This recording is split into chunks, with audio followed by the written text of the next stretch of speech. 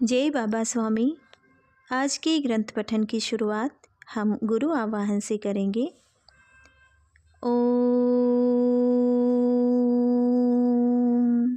गुरुर्ब्रह्मा गुरुर्विष्णु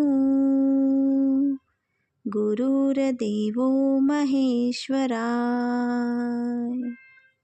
गुरुर्साक्षात् परम ब्रह्मा तस्मै श्री गुरुवे नमः।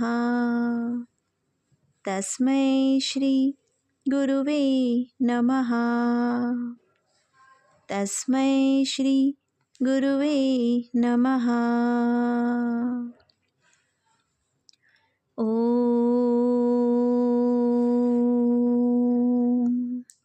श्री शिव कृपानंद स्वामी नमो नमः। जय बाबा स्वामी।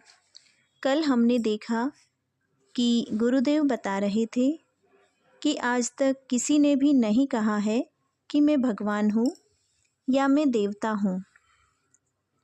भगवान तो वास्तव में वह ब्रह्म चैतन्य है जो सारे ब्रह्मांड में फैला पड़ा है। भगवान कोई शरीर हो ही नहीं सकता है। उन आदिवासियों ने गुरुदेव को पहाड़ी देवता मान लिया था। फिर गुरुदेव हमें उन आदिवासियों के रहन सहन, रीति रिवाज व मान्यताओं के विषय में जानकारी दे रहे थे।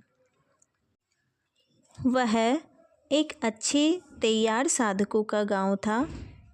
उनमें बहुपत्नी विवाह प्रचलित था व वे प्रत्येक साल अपने पुराने घरों को सामान सहित अग्नि में जला देते थे ताकि उन वस्तुओं से उनका मोह छूट जाए और नए घर में प्रवेश करते थे। नृत्य का उन्हें बड़ा शौक था। आगे गुरुदेव हमें स्त्रियों के विषय में बता रहे थे कि स्त्री का पूर्ण स्वरूप माँ का ही है। वह सदैव माँ ही होती है। अब आगे का पठन करते हैं। वे लोग मांसाहारी थे, पर मांस रोज खाने के लिए मिले यह संभव नहीं रहता था। फिर वे क्या करते थे कि मांस का एक टुकड़ा अपने भोजन में सामने रखते थे और उसे देख देख कर ही खाना खाते थे और खाना खा लेने के बाद अंत में वह मांस का टुकड़ा खा लेते थे। यानी मैंने मांस के साथ खाना खाया, यह समाधान उन्हें मिलता ही था। एक बार ऊपरी पहाड़ी के ऊपर मैं कुछ गांव वालों के साथ गया था। वहाँ पर बहुत ही बर्फ़ अभी भी जमी हुई थी और उन्होंने एक हिरन को मारकर उसे बर्फ़ में गाड़ रखा था और रोज़ थोड़ा काटकर खाते थे। और जब मैं गया तो उन्होंने उस हिरन के मांस का एक टुकड़ा मुझे भी दे दिया। मैंने उसे स्वीकार किया और यह कहकर वापस किया कि आज मेरा उपवास है। और उन दोनों दिन मैंने उपवास ही किया था। वास्तव में उनके घर में खाने के लिए और कुछ था ही नहीं, तो वे बेचारे जो खा रहे थे वही उन्होंने मुझे दिया। तो वे और कर ही क्या सकते थे। रही बात मांसाहार की, तो मांसाहार और शाकाहार ये सब बातें उनके समाज में नहीं है। इसलिए इस विषय पर मैं कभी कोई बात नहीं करता था और न ही उनके किसी खाने से घृणा करता था। मेरा इस बारे में मत था कि वह मांस उनका भोजन है। किसी के भोजन से कैसे घृणा की जा सकती है। मैंने मांसाहार करने वाले व्यक्तियों के साथ बैठकर भोजन किया है। और ऐसी परिस्थितियों में मेरा ध्यान मेरे ही पात्र पर रहता था। वे क्या खा रहे हैं, उनके पात्र में क्या है, उधर मेरा ध्यान कभी नहीं रहता था। कई स्थानों पर मांसाहार के अलावा कोई दूसरा मार्ग ही नहीं है। ऐसा ही यह पहाड़ी क्षेत्र था। बर्फ़ की अधिकता से यहाँ पर कोई खेती भी नहीं हो सकती थी। मांसाहार ही उस समाज का भोजन था। 2 दिनों के बाद मैं वापस मेरी पहाड़ी पर आ गया। धीरे धीरे मैं यहाँ के आसपास के भागों से भी परिचित हो रहा था।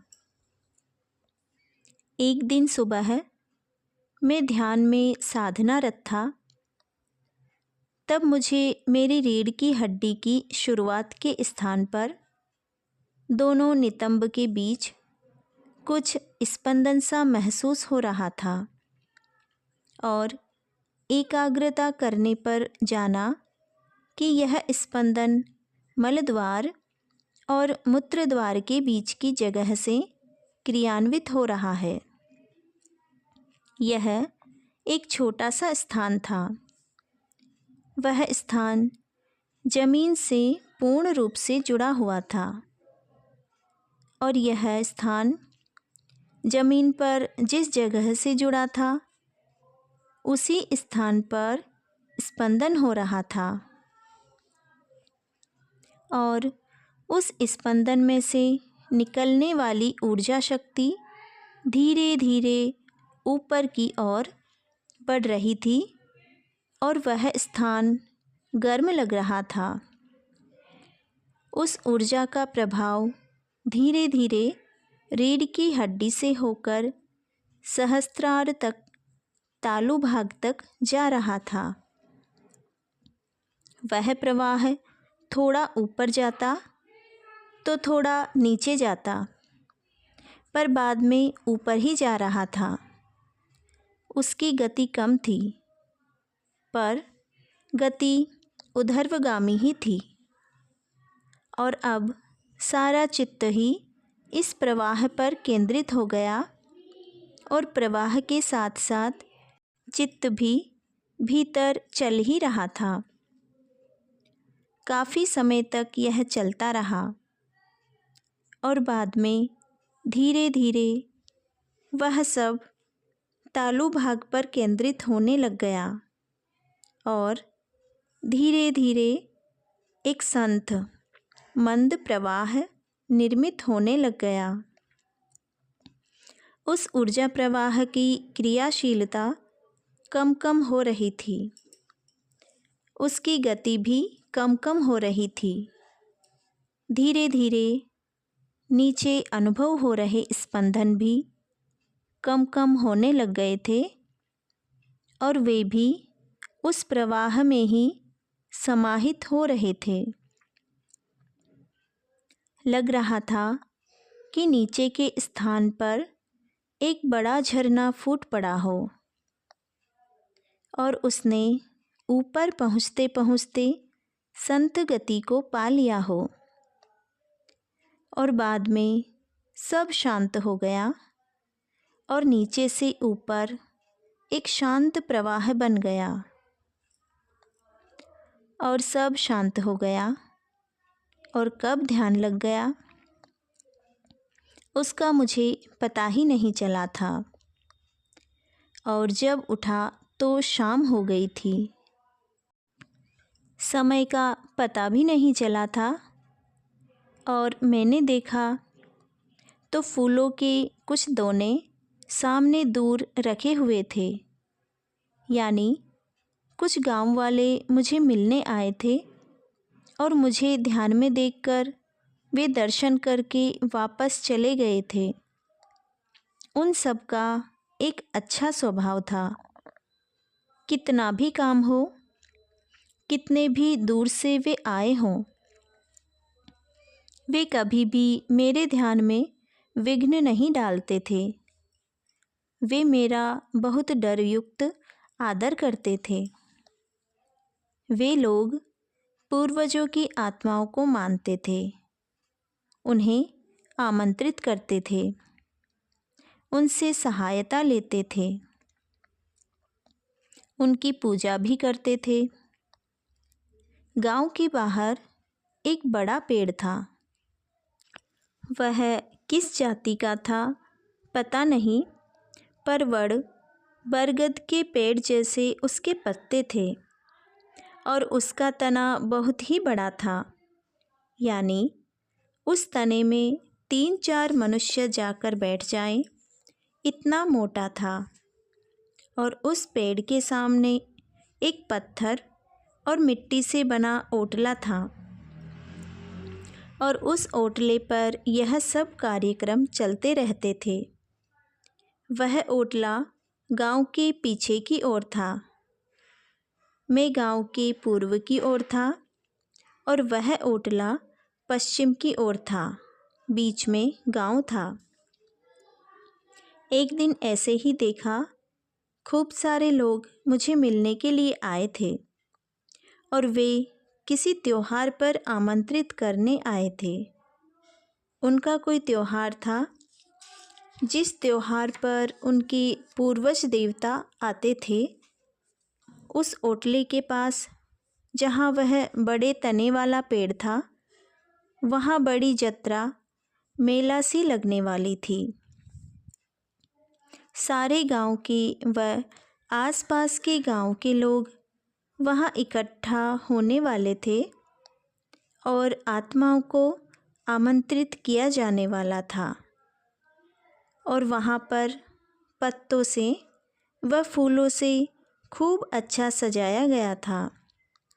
बांस की कमानें लगाई गई थी, केले के वृक्ष काटकर बांधे गए थे। वहाँ हवन भी चल रहा था, भोजन की भी तैयारियां की गई थी। ये लोग उस कार्यक्रम में बुलाने आए थे। मैं उस सारे वातावरण को जान गया और मैंने वहाँ जाने से मना कर दिया, तो वे पीछे ही लग गए।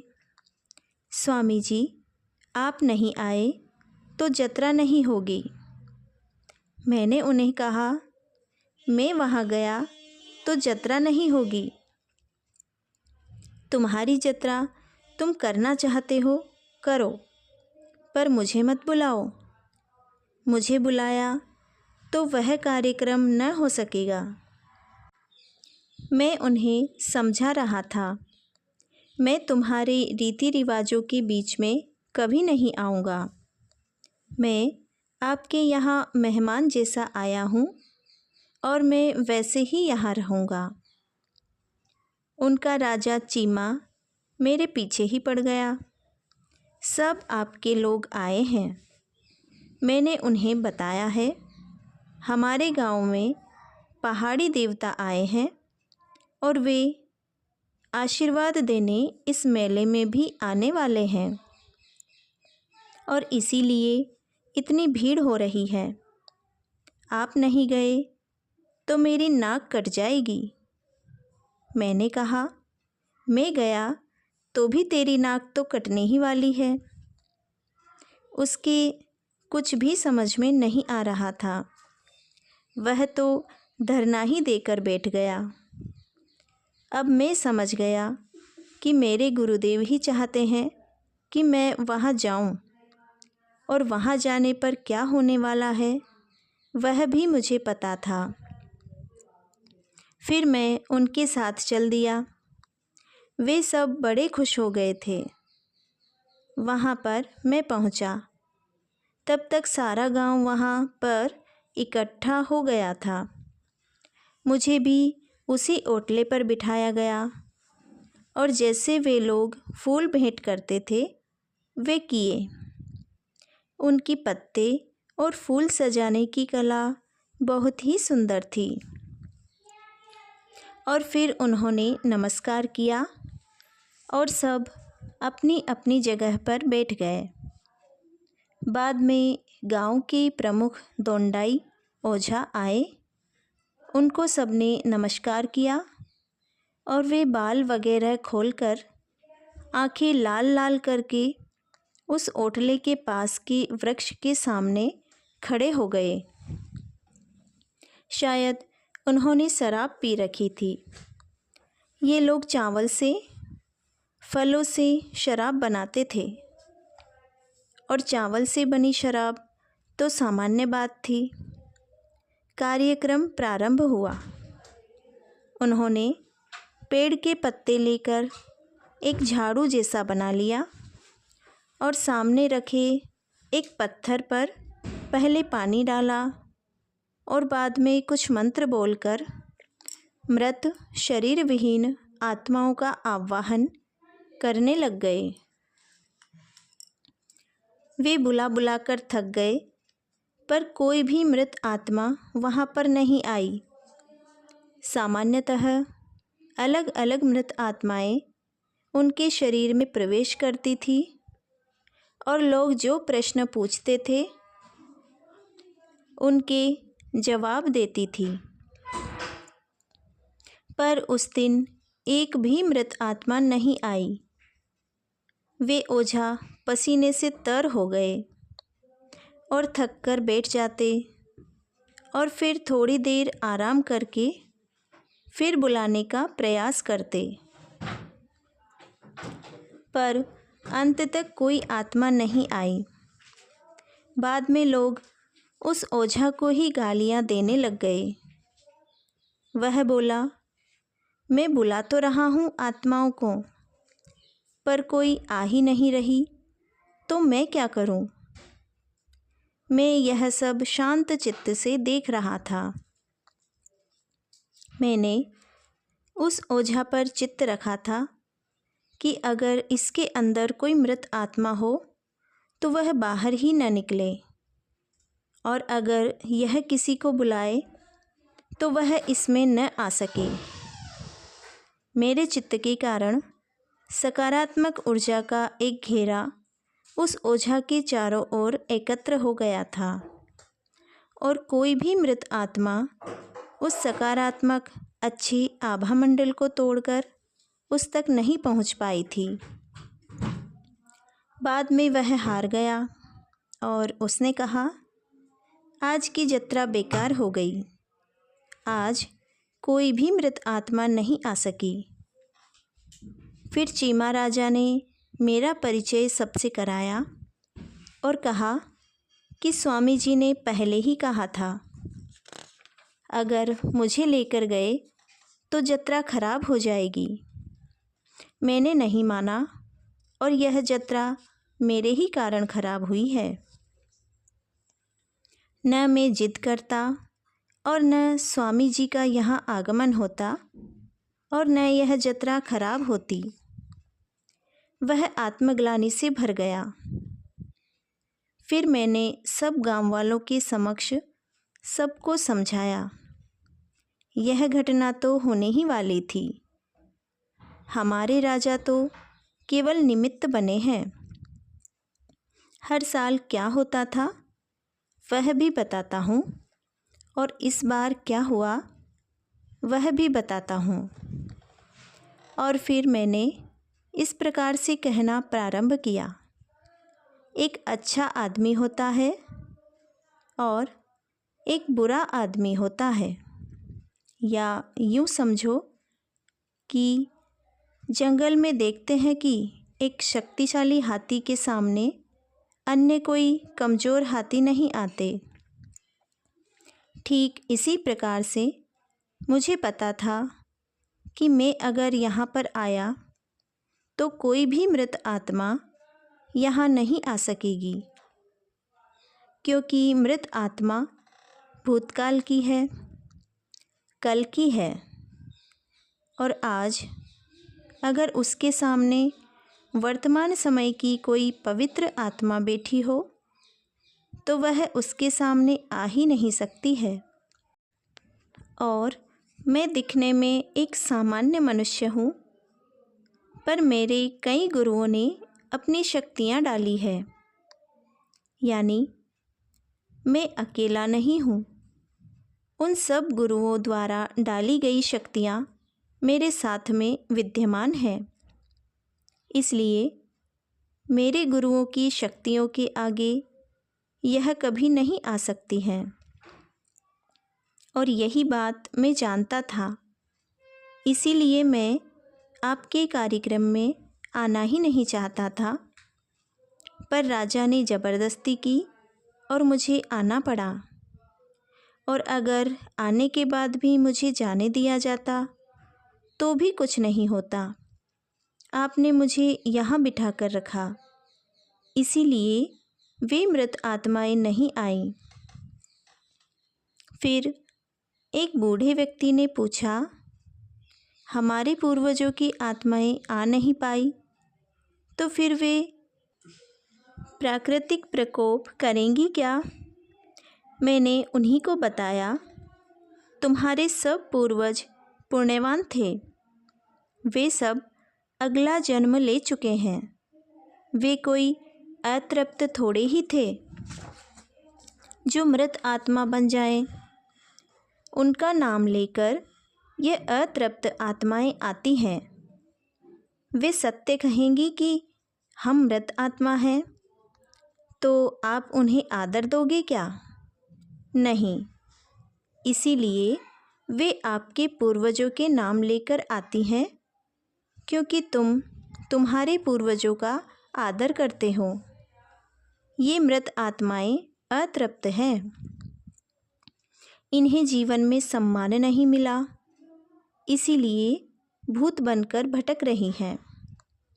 अब ये मृत आत्माएं कभी नहीं आएंगी, क्योंकि उनका और इस ओझा का संबंध ही टूट गया है।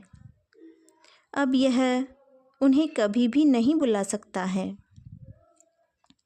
और रही बात प्राकृतिक विपदा की, तो मैं आपके साथ हूँ। विश्वास करो, मैं तुम्हारे साथ हूँ। तो सारे गुरुओं की शक्तियाँ तुम्हारे साथ हैं। कभी तुम्हारे पर कोई विपदा नहीं आएगी।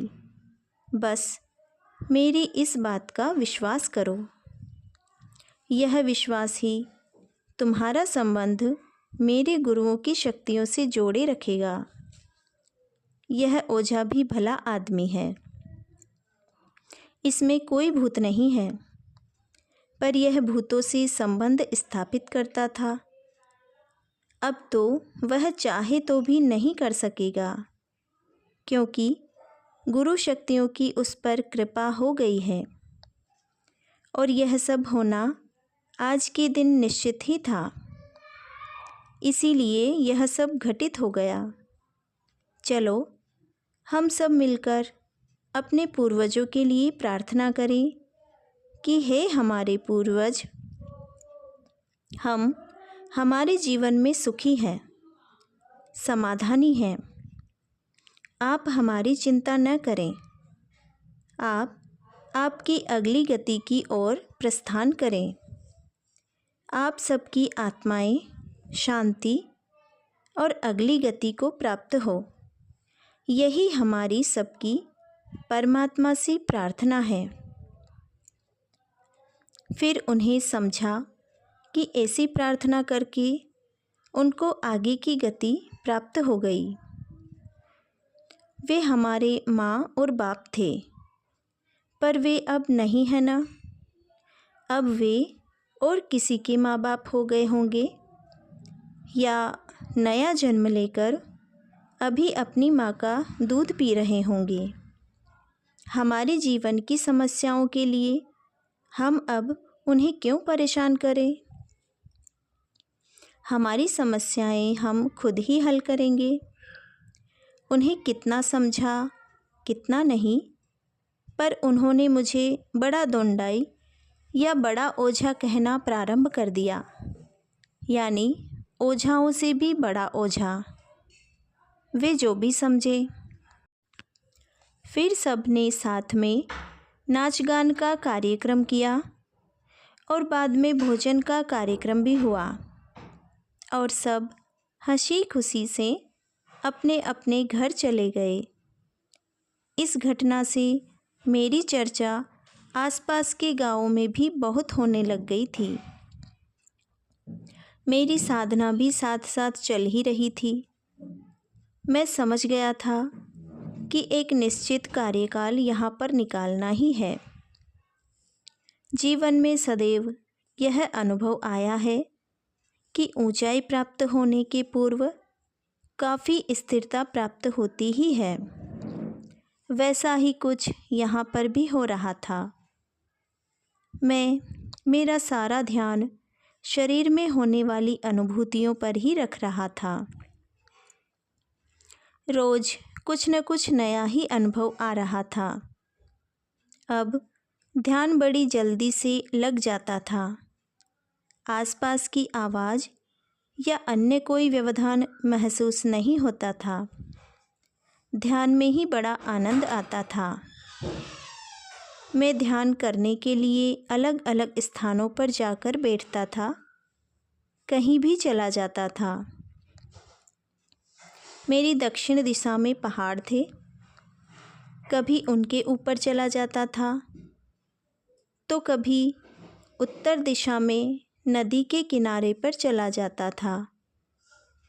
ऐसे ही एक बार नदी के किनारे पर गया तो उस नदी का एक किनारा तो उस राजा के गांव को लगता था, पर दूसरा किनारा सामने था।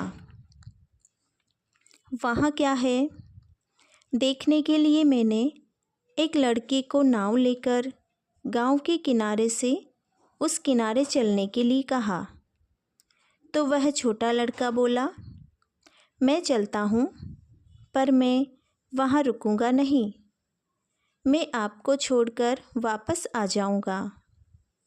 फिर आप जब बुलाएंगे तब आपको लेने आ जाऊंगा। उधर डाकू रहते हैं। मैंने कहा, ठीक है चल। तो वह मेरे साथ चला। थोड़ी ही देर में वह किनारा आ गया। मैंने कहा, मैं अब चला जाऊंगा, तू अब वापस जा। आगे पानी कम है, तेरी नाव अटक जाएगी। और वह लड़का चला गया। मैं किनारे के पास एक पेड़ के नीचे ध्यान करता बैठा रहा। काफ़ी समय के बाद मेरा ध्यान फूलों की सुगंध के कारण खुला तो देखा एक बड़ा बलशाली व्यक्ति खड़ा था। उसकी बड़ी बड़ी मूछें थी, बड़ी बड़ी दाढ़ी थी और उसके शरीर के आभूषण बता रहे थे कि वह राजा ही था।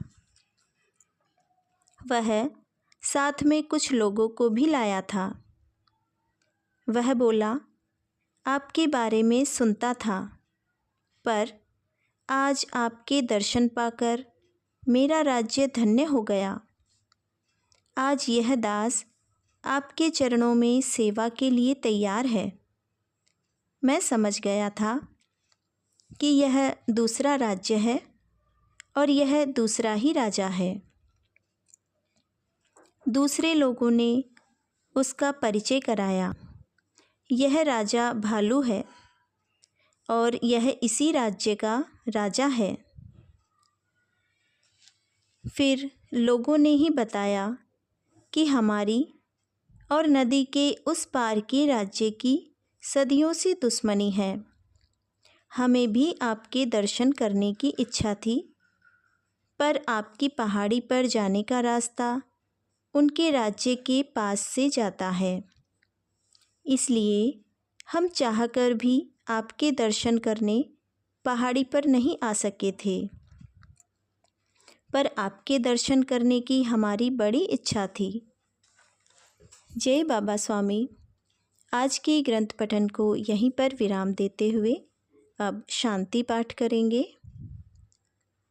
ओम ध्यो शांति अंतरिक्षगं शांति पृथ्वी शांति रापः शांति औषधयः शांति वनस्पतयः शांति विश्वे देवाः शांति ब्रह्म शांति सर्वगं शांति शान्तिरेव शान्ति सामा शान्तिरेधि।